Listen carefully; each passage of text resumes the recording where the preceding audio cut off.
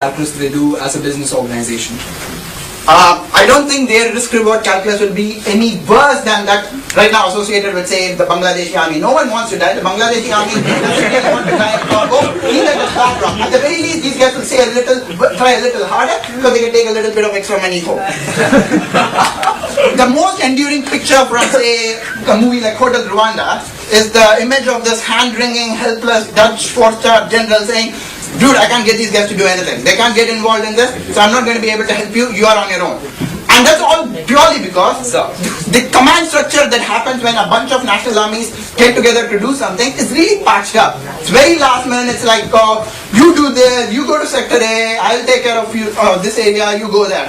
And no one can really tell each other what to do. No one can really instruct each other what to do. You think the Bangladeshi army is going to take instructions from a Dutch general, or can a Dutch general go and point out to the Bangladeshi army, "You guys are really fucking up, you have to step up your game"? No one wants to get in tread those kind of sensitive political waters. They usually let these smaller units to their own devices to take care of what they do. But on the other hand, when you have embedded bureaucrats or ex-generals embedded into these units, trying to basically tell these guys what they're doing and keeping a track on a checklist as to how you're doing what you're doing, these guys have an incentive to monitor this performance and get the best out of them. And this is something that they do very well. Even if you think that right now there is a risk that there will be a bit of manipulation, simple manipulation of the results, simple thing to do is to have monitors embedded in every unit that's doing something.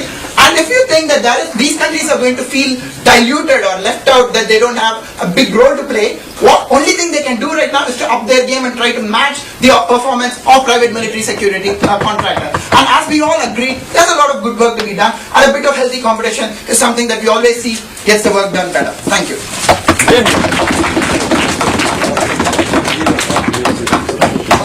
For 6 minutes.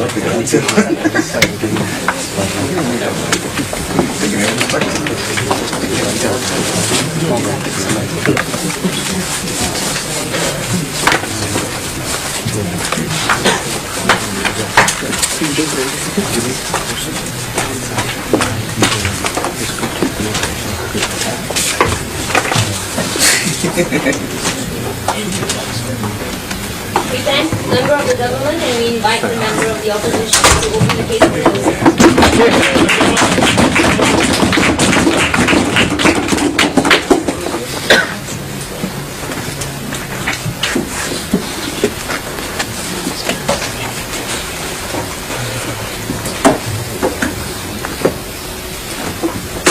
Something rather glaring has been missing from this debate so far, and that is an unwillingness to discuss the active harms using a private military company will actually cause on the ground. We have not heard mention the sort of horrific things Blackwater did in Iraq, and we are going to bring these things into this debate because we think the active harms must be discussed. And I'm going to have a 3-point extension. First, I'm going to talk about the ethos of these companies and the actual effect it has on people on the ground. Then I'm going to talk about the opacity prevalent within these companies and why that actively eliminates any accountability, a concept which has been discussed in a very piecemeal fashion so far. And then I'm going to talk about how the responsibilities of these companies can be very, very easily transferred by any company or country who can simply outbid the UN and subvert the purpose of these companies. Let me first deal with some rebuttals. Let me first talk about the concept, this very piecemeal, last-minute extension we heard presented to us, that there's healthy competition on the ground. Now, allow me to suggest that when you want a coherent body of people on the ground to work together, to cooperate, to save lives, the last thing you want them to do is to be in competition with each other, for them to be able to benefit from each other's failures.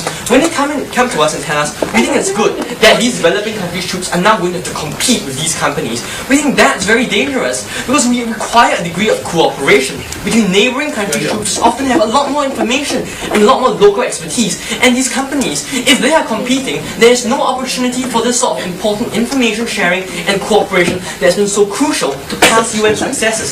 So competition is not a good thing. No thank you. And then they say, well, look, we think that there are many other benefits because, for instance, look at the relative weakness of national troops. And they really didn't deal with a lot of the material opening opposition came up with. And let me just develop this material a bit more. They said that the country has a huge stake And they never responded to that. But I tell you that often the country has a huge stake, no thank you. Because the country's international stand on important issues is determined by the way in which they use troops in international conflicts around the globe. An obvious example is Japan.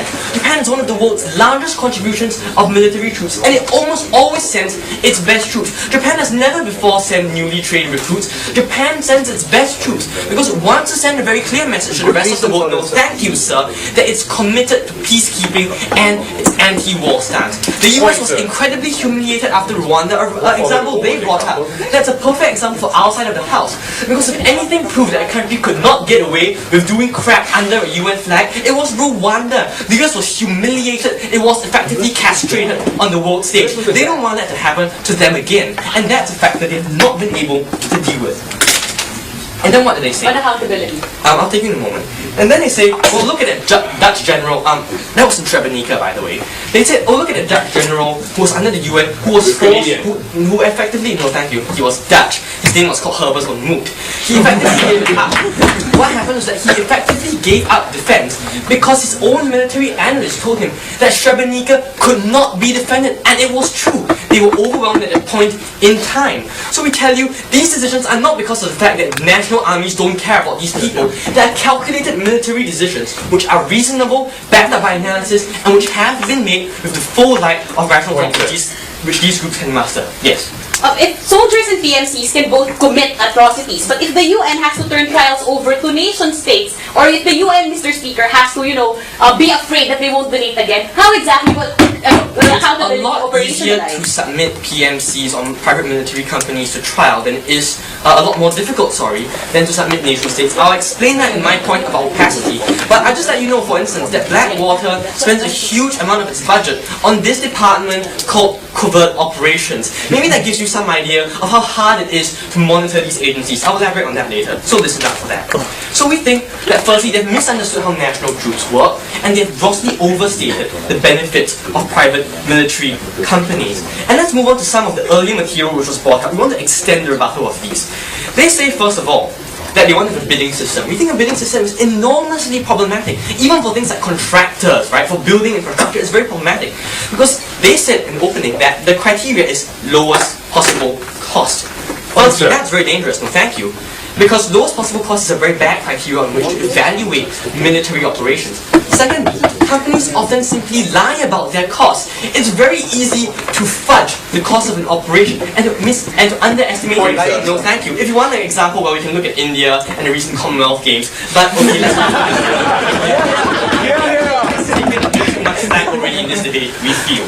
So we think you're spending a lot more time trying to evaluate these bids, and your reactions are going to be far more inefficient and far more slow. So we think that's not true as well.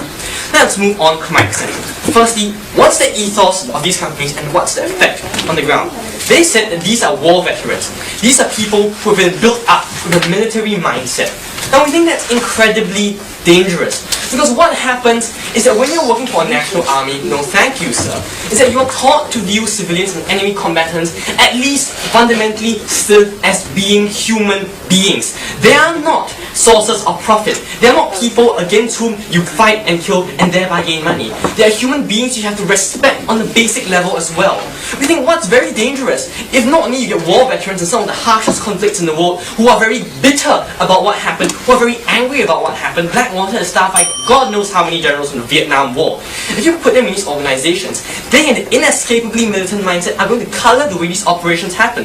Because they don't even see these people as human beings. It's hard enough to stop them committing atrocities when they see these people as human beings. But if you convince them that these people aren't even human beings, if you allow that military mindset to dominate, you're going to see a lot more harm happening, and that further compromises the civilian trust which they need to build up. And this leads me on to the point about opacity.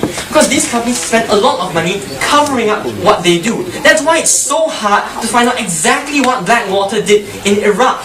They spend so much of their budget covering up the sort of things they do. And the reason they do so many atrocities is because it's much cheaper to bulldoze through a village to get to an enemy combatant than it is to send in helicopters that have to build a road